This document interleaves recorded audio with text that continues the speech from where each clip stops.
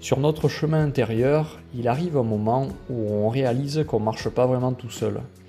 Il y a des voix qui nous accompagnent avec des règles invisibles qui guident nos pas. Alors, on entend souvent non mais il faut redescendre sur terre un peu, il faut être sérieux dans la vie.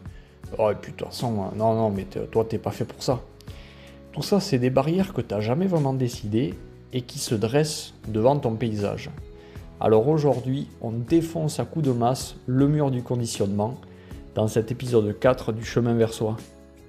Quand tu es arrivé au monde sur cette terre, tu étais un espace ouvert, une conscience naissante.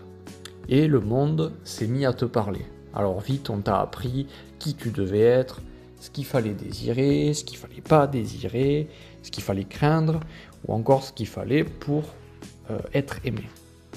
Et ces enseignements, ils ont laissé des empreintes dans ton esprit. C'est ce qu'on appelle le conditionnement. Alors le conditionnement, c'est pas non plus quelque chose de 100% négatif, parce qu'il t'a permis d'appartenir, de survivre, d'être reconnu par les autres. Mais à force de porter ce masque du conditionnement, tu peux oublier ton vrai visage.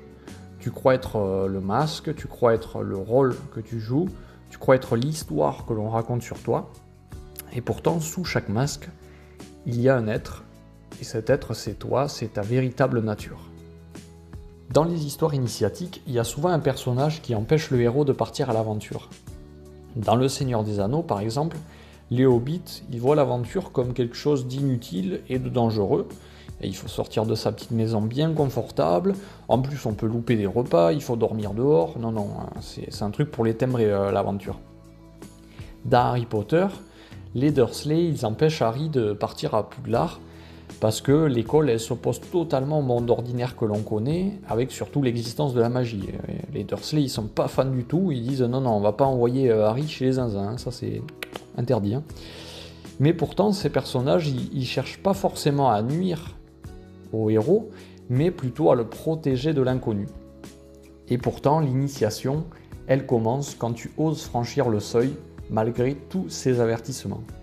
L'initiation, elle consiste pas à voir le conditionnement comme quelque chose de 100% négatif, mais plutôt le voir comme une construction. Alors chaque fois que tu entends en toi « je dois »,« je peux pas »,« c'est pas fait pour moi », observe cette pensée et demande-toi si elle te sert vraiment pour réaliser ton rêve. Et souvent tu verras qu'elle cherche juste à te maintenir dans ta zone de confort et éviter de te lancer dans l'inconnu. En fait, elle veut juste te garder en sécurité. Et c'est là que j'aime bien me rappeler de la citation qui dit « Le bateau est en sécurité quand il reste dans le port, mais c'est pas pour ça que sont faits les bateaux. » Imagine que tu rencontres un mur de briques sur ton chemin. Ce mur symbolise la frontière entre ta zone de confort et l'inconnu, entre toi et ton rêve, et représente tous les conditionnements à l'intérieur de toi depuis que tu es né. Et tu remarques qu'il y a une masse devant le mur. Alors tu attrapes la masse et tu commences à frapper le mur avec, et les briques tombent les unes après les autres. Une fois le mur complètement effondré, tu traverses de l'autre côté, et alors là tu accèdes à un espace lumineux, vaste, un espace libre.